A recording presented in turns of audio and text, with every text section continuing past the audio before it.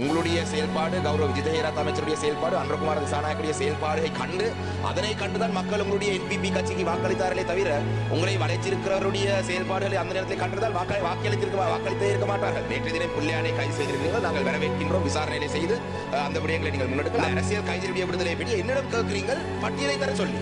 கௌரவ பிரதமர் அவர்களே, நீங்கள் தான் இந்த நாட்டிலே பிரதமர், நீதி அமைச்சர் உங்களுக்கு கீழே இருக்கிறவர். அவரிடம் கேளுங்கள், நாட்டிலே அரசியல் கைதிகளுடைய பட்டியலை தாருங்கள் என்று. சில நபர்கள் இருக்கிறார்கள், ஜனாதிபதி பொது மன்னிப்பின் கீழே விடுதலை செய்யக்கூடிய அரசியல் கைதிகள் இருக்கிறார்கள். இவருடைய பட்டியலை உங்களுடைய அமைச்சரை நீங்கள் தான் வாங்கியிருக்கணும். இல்லாவிட்டால் தாங்கள் பிரதமர் பதவியை நான் உங்களுக்கு எடுத்து தருகிறேன். இந்த பாராளுமன்றத்தில் பேசுற சந்தர்ப்பத்தை கூட இலவசமாக ஓசியிலே வந்த அமைச்சர் மாதிரி எல்லாம் எதுக்க பார்க்கிறார். நாங்கள் வாக்காள வந்த வாக்காள அமைச்சர். Honorable Prime Minister, 16 years after the war ended, Sri Lanka has yet to address the root causes of conflict. Further, no genuine efforts have yet been made at truth and justice. With the long list of commissions of inquiry and other state entities failing to address the impunity, these and other factors demonstrate the multiple challenges with reconciliation in Sri Lanka.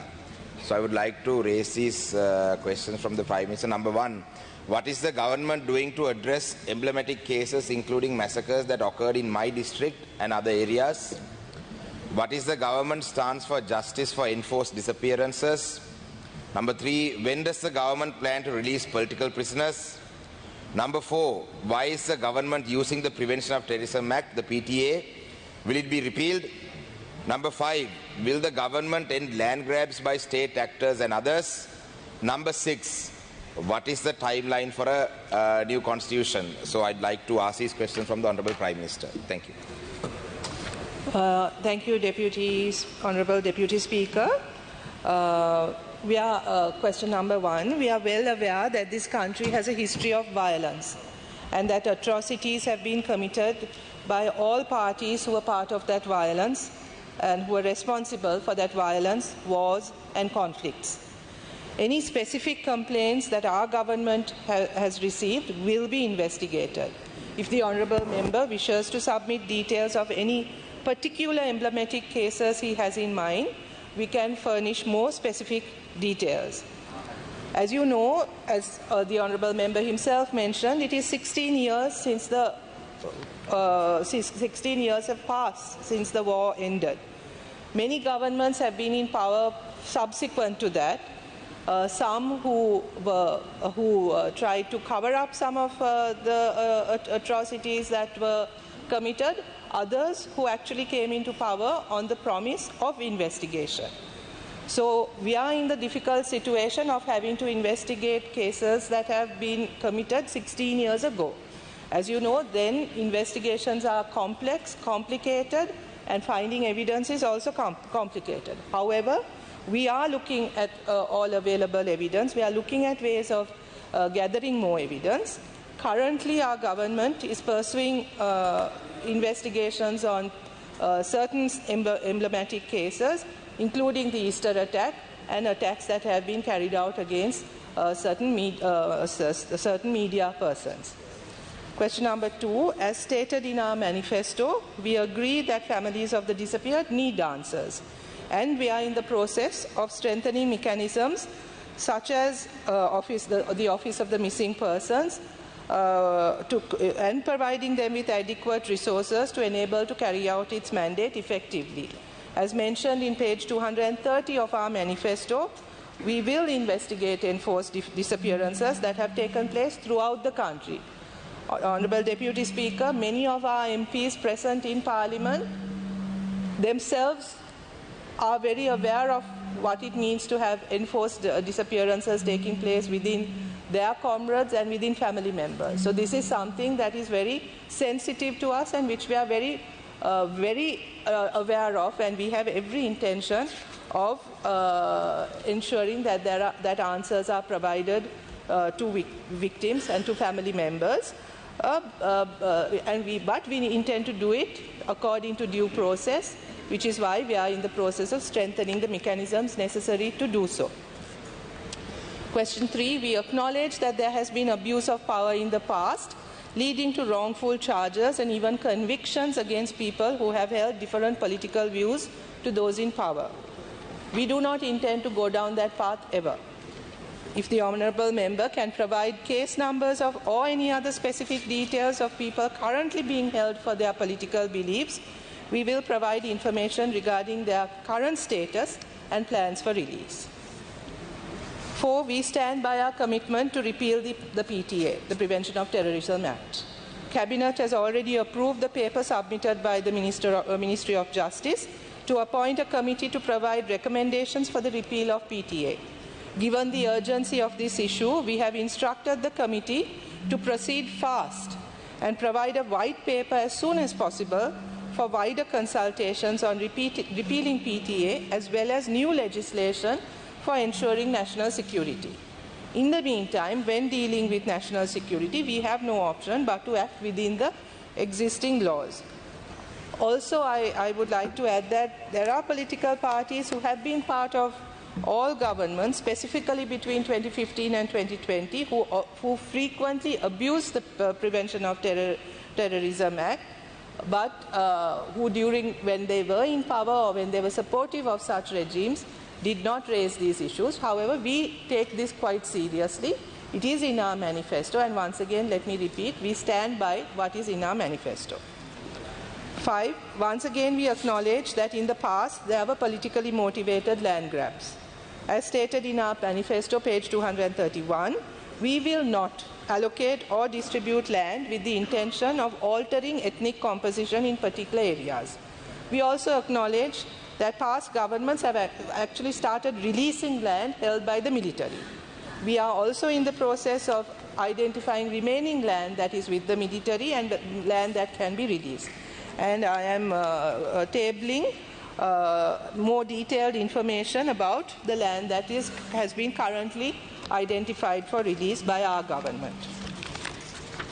6. Given the state of the country when this government took office, we had two urgent priorities: stabilizing the economy and ensuring democracy, particularly in relation to elections that had been postponed or not held for several years. These were our two urgent priorities. So in order to stabilize, we are in the process of stabilizing the economy. We are also in the process of establishing democracy. As you know, the two elections have already been held within a period of 6 months. We are going into a third election in the coming month. There is another election to be held, and that is the provincial council elections, which have been pending for several years.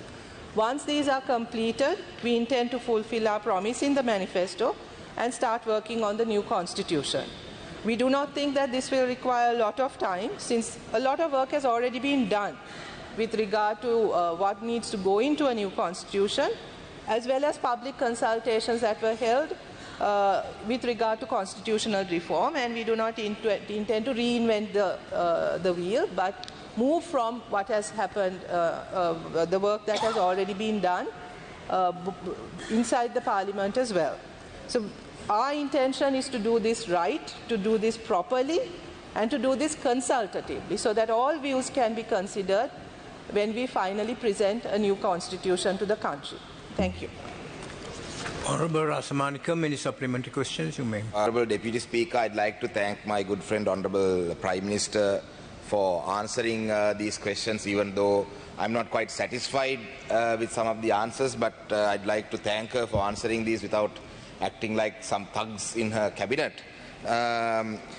கௌரவ பிரதமர் அவர்களே, என்னுடைய முதலாவது கேள்வி, உங்களுடைய உரையிலே நீங்கள் மிக தெளிவாக சொல்லியிருந்த நீங்கள் இந்த அடையாளப்படுத்தப்பட்ட சில கேசஸ், அதாவது எம்ப்ளமேட்டிக் கேசஸ் என்று சொன்னால் உங்களுக்கும் தெரியும், கடந்த காலத்திலே இந்த நாட்டிலே எத்தனையோ வன்முறைகள் நடந்து எத்தனையோ படுகொலைகள் நடந்து அந்த கேசஸினுடைய எண்ணிக்கை, நான் கடந்த நீதி அமைச்சருடைய விவாதத்திலே அந்த கேசஸினுடைய சில விவரங்களை தந்திருந்தேன். நான் திருவோணமலையிலே கொல்லப்பட்ட ட்ரிங்கோ 5 இருக்கட்டும், அவ்வாறு இல்லை என்று சொன்னால் கடத்தப்பட்ட வடக்கு கிழக்கிலே கடத்தப்பட்ட ஊடகவியலாளராக இருக்கட்டும், 2009ஆம் ஆண்டிலே நேரடியாக வைத்தியசாலைகளை தாக்கப்பட்டதாக இருக்கட்டும், இதெல்லாம் நாங்கள் தான் உங்களுக்கு கேசஸ் தர வேண்டும் என்ற அவசியம் இல்லை. எம்ப்ளமேட்டிக் கேசஸாக அடையாளப்படுத்தப்பட்ட சில கேசஸ் இருக்கின்றது.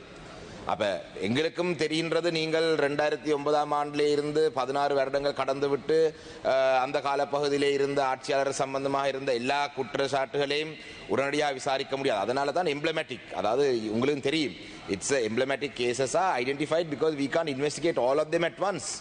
அந்த அடிப்படையிலே இந்த விவரங்களை நாங்கள் தந்து இப்போ உங்களுடைய OMPயையும் ORயையும் தான் காணாமாக்கப்பட்டவருடைய பிரச்சனைக்கான ஒரு தீர்வாக நீங்கள் முன்வைக்கிறீர்கள். பாதிக்கப்பட்ட சமூகமாகிய தமிழ் சமூகம் இந்த காணாமாக்கப்பட்டவருடைய அலுவலகம் மற்றும் ஆஃபீஸ் ஆஃப் ரெப்பரேஷன்ஸ் என்ற இந்த இரு விடயங்களை நிராகரித்திருக்கு. ஒரு நீதிமன்ற பொறிமுறை இல்லாத எந்த ஒரு முறையும் ஏற்றுக்கொள்றதுக்கு பாதிக்கப்பட்ட சமூகமாகிய எங்களுடைய மக்கள் தயாரில்லை. உங்களுக்கு கௌரவ பிரதமர் அவர்களே, நீங்கள் இந்த கொழும்பு மாவட்டத்தில் அதிகூடிய வாக்குகளை எடுத்து வந்த நீங்கள் உங்களுடைய செயல்பாடு, கௌரவ விஜிதஹேரத் அமைச்சருடைய செயல்பாடு, அன்றகுமார திசாநாயக்குடைய செயல்பாடுகளை கண்டு அதனை கண்டுதான் மக்கள் உங்களுடைய NPP கட்சிக்கு வாக்களித்தார்களே தவிர உங்களை வளைச்சிருக்கிறவருடைய செயல்பாடுகளை அந்த நேரத்தில் கண்டதால் வாக்களித்தே இருக்க மாட்டார்கள். அந்த வகையிலே கௌரவ பிரதமர் அவர்களே, இந்த இரு விடயங்களையும் பொறுத்தவரை முதலாவது என்னுடைய கேள்வி, இந்த காணாமாக்கப்பட்டவருடைய விடயங்களும் எம்ப்ளமேட்டிக் கேஸ் ரெண்டும் புண்ணி சேர்ந்த விடயங்கள். இந்த ரெண்டு விடயங்களிலே நீங்கள் உடனடியாக, ஏனென்றால் உங்களுடைய வெளிவிவகார அமைச்சர் வெளிநாடுக்கு சென்று ஜெனீவாவிலே சொல்லியிருக்கிறார், நாங்கள் OMPயை நாங்கள் முன்னெடுக்க போறோம். ஆனால் OMPக்கும் ORக்கும் சரி, நாங்கள் தான் பாதிக்கப்பட்ட சமூகமாகி நாங்கள் தான் OMP ORஐ ஏற்றுக்கொள்ளாவிட்டாலும் கூட, என்றால் நீதி பொறுமுறை இல்லாத காரணத்தினால் அரசாங்க தரப்பின் முன்மொழிவாக இருக்கிற அந்த விடயங்களுக்கு கூட உங்களுடைய வரவு செலவு திட்டத்திலே நிதி ஒதுக்கப்படவில்லை. அப்ப இந்த நிதி இல்லாமல் எவ்வாறு நீங்கள் இந்த விடயங்களை முன்னெடுக்க போறீங்க? உங்களுக்கு தெரியும், சாலிய பீரிஸ் தலைமையிலே இருந்த அந்த குழுவினர் ஒரு சில எம்ப்ளமேட்டிக் கேஸ் எடுத்து விசாரிக்க போனார்கள். அந்த விடயங்களுக்காவது உடனடியாக ஒரு உடனடியாக தீர்வில்லாவிட்டாலும் என்ன நடக்குது? நேற்றைய தினம் புள்ளையானை கைது செய்திருக்கிறீர்கள், நாங்கள் வரவேற்கின்றோம். விசாரணைகளை செய்து அந்த விடயங்களை நீங்கள் முன்னெடுங்கள். அதே போல என்ன இந்த விடயங்கள் சொல்றா, ஏதாவது சொல்லக்கூடிய அளவு ப்ரோக்ரஸ், இந்த நான் தான் கேசஸ் தர வேண்டும் என்று சொல்றது வந்து நீங்கள் அரசாங்கத்தில் இருக்கிறீங்க கௌரவ. Honorable member, could you please come to your question? I have asked the question. Yeah. My first question I have asked. Thank you, Deputy Speaker. Honorable Deputy Speaker, we cannot be held responsible for 16 years of inaction, I should say. We have only been in power for 6 months, and within that period, we have to build mechanisms and processes and strengthen the institutions that can carry out these investigations and inquiry and deliver justice. That is our task. It is not that we can personally go and make these inquiries. What is important is that institutionally, we are, as a country, we are able to deal with such cases, because that has been the problem in the past. That the institutional failure, systemic failure, is what led to these things in the first place. So we need to address that, not to just sort of take popular, just react, but to actually set in place the institutions and the environment to ensure that these things can not happen again, and also that the existing injustices are investigated and inquired into, and that is precisely what we are doing. The arrests that have been made, the arrest that was made yesterday is part of that process. Why people do not trust the Office of Reparations and the Office of Missing Persons is precisely because of the failures in the past, where these institutions were set up in name only, but not sufficiently strengthened, right? So this is what has happened in the past. And this is what we are trying to correct. Make sure that the right people are in these places, that the resources are adequately allocated, so that these institutions can carry out their tasks. If these institutions are insufficient, we are prepared to also broaden their mandate and put in place new mechanisms. That we will do. But it has to be a process. We have to make sure that these are sustainable, which is exactly what we are doing. Why I asked for specific information was that, yes, there are many such cases that the Honourable Member himself also noted. And there are certain cases that we are already proceeding on. If there were any particular cases that he is interested in, we will look into those as well. look into those, as in we will provide whatever information we have. As I mentioned in my answer also, Honourable Deputy Speaker, these are cases that are pending for the last 16 years. It's not easy. It is not easy, but we are committed to ensuring justice. Yes, Honourable Rasamanikam. Thank you, Honourable Deputy one Speaker. more question. Yes, thank you. Two. Honourable Prime Minister, my issue here was that the actual funds haven't been allocated to the Office of Missing Persons, Office of Reparations. You got the mandate from the people as a Prime Minister. You take charge of this government. Don't let jokers try to run this parliament. கௌரவ பிரதி சபாநாயகர் அவர்களே, என்னுடைய இரண்டாவது கேள்வி, கௌரவ பிரதமர் அவர்கள் தன்னுடைய உரையிலே சொல்லிவாரா இந்த விடயங்கள் தொடர்பாக எனக்கு எந்த கேசஸ் பொருத்தமானது என்று இல்லாட்டி ஏதோ இன்ட்ரெஸ்ட் இருந்தால் அந்த கேசஸை தர சொல்லி. கௌரவ பிரதமர் அவர்களே, வடக்கு கிழக்கிலே மட்டுமில்லை இந்த நாட்டிலே நடந்த வன்முறைகள் அனைத்தும் என்னை பொறுத்தவரை எனக்கு இன்ட்ரெஸ்டான கேசஸ். ஆனால் நீங்கள் அரசாங்கம் விசாரிக்கக்கூடியதில் நீங்கள் தான் தெரிவு செய்ய வேண்டும். நான் எவ்வாறு இதை தெரிவு செய்யுங்கள் அதை தெரிவு செய்யுங்கள் என்று சொல்வது இது வேடிக்கையான ஒரு விடயம். அதிலே கௌரவ பிரதமர் அவர்களே, நீங்கள் இந்த அரசியல் கைதிகளுடைய விடுதலை பற்றி என்னிடம் கேட்கிறீர்கள் பட்டியலை தர சொல்லி. கௌரவ பிரதமர் அவர்களே, நீங்கள் தான் இந்த நாட்டிலே பிரதமர், நீதி அமைச்சர் உங்களுக்கு கீழே இருக்கிறவர். அவரிடம் கேளுங்கள் நாட்டிலே அரசியல் கைதிகளுடைய பட்டியலை தாருங்கள் என்று. சில நபர்கள் இருக்கிறார்கள், ஜனாதிபதி பொது மன்னிப்பின் கீழே விடுதலை செய்யக்கூடிய அரசியல் கைதிகள் இருக்கிறார்கள். இவருடைய பட்டியலை உங்களுடைய அமைச்சரிடம் நீங்கள் தான் வாங்கி எடுக்கணும். இல்லாவிட்டால் தாங்கள் பிரதமர் பதவியை நான் உங்களுக்கு எடுத்து தருகிறேன். அப்ப இந்த பொலிட்டிக்கல் பிரிசனர்ஸ் உடைய விடயத்தை நீங்கள் தான் கரிசனை காட்ட வேண்டும். வடக்கு கிழக்கு மக்கள் உங்களுக்கு ஒரு ஆணையை தந்திருக்கிறார்கள், கிழக்கிலே மட்டக்களப்பை தவித்து. அந்த வகையிலே இந்த அரசியல் கைதியுடைய விடுதலை விட நீங்கள் தான் சொல்ல வேண்டும். காணி அபகரிப்பு விடயத்தை நீங்கள் சொன்னீங்களா, கடந்த அரசுகள் செய்தது. கௌரவ பிரதமர் அவர்களே, கடந்த அரசுகள் இந்த காணி அபகரிப்பு விடயங்களிலே முழுதாக ஈடுபட்டபடியினால் தான் அந்த மக்கள் அந்த அரசாங்கத்துக்கு பாரிய ஒரு பாடத்தை போட்டிருக்கிறார்கள். ஆனால் உங்களுடைய அரசாங்கத்தின் கீழே எங்களுடைய கௌரவ கோதாசன் ஐயா இந்த திருவண்ணாமலை பாராளுமன்ற உறுப்பினர் இருக்கின்றார். குச்சவெளி பிரதேசத்திலே அதே வேகத்திலே காணி அரசு தரப்பினால் காணி அபகரிப்பு நடந்து கொண்டிருக்கு. மட்டக்களப்பிலே மேய்ச்சல் தரை பிரச்சனை நடந்து கொண்டிருக்கு, மகாவலியின் ஊடாக வவுனியாவிலே நடந்து கொண்டிருக்கு. காணி அபகரிப்பு உங்களுடைய அரசின் கீழே நடந்து, அதுதானே இந்த இடத்துல இருக்கும் பிரச்சனை. அதே போலதான் I am winding up deputy speaker, இந்த நீங்கள் சொன்ன இந்த புதிய அரசியல் அமைப்பை கொண்டு வருவது காலம் எடுக்கும், தேர்தல் நடக்க வேண்டும் என்று. உங்களுடைய இடது கை பக்கம் இருக்கும் அமைச்சர் சொல்றார் மாகாண சபை தேர்தல் இந்த வருடத்திலே நடத்த மாட்டோம் என்று. ஜனாதிபதி சொல்றார் மாகாண சபை இந்த வருடம் நடக்கும் என்று சொல்லி. நீங்கள் சொல்றீங்க இந்த வருடம் இன்னொரு தேர்தல் இருக்கு, அதுக்கு பிறகுதான் அரசியல் அமைப்பை கொண்டு வருவீங்க. கௌரவ ஜனாதிபதி அவர்களே, I am winding up. கௌரவ ஜனாதிபதி அவர்களே, கௌரவ பிரதமர் அவர்களே, ஒரு புதிய அரசியல் அமைப்பை கொண்டு வர find up my question. Yeah, thank you. You have already posed your second question. I think your second question is clear. Honourable Prime Minister can answer that. You have said that your second question was that you posed the question stating this is my second question. You already posed your question stating that this is my second question.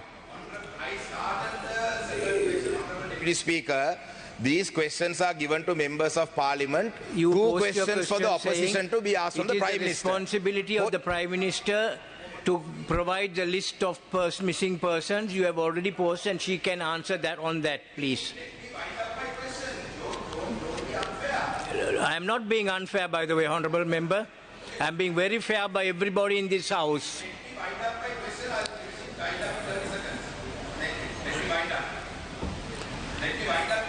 Yes, okay. Thank you. Thank you. Honourable Deputy Speaker, opposition members only get this opportunity to ask the Prime Minister a question once every Wednesday. There are 60 odd opposition members. If I get this opportunity today, I may not get it for the entirety of this parliament term. So let me wind up. Give me a minute.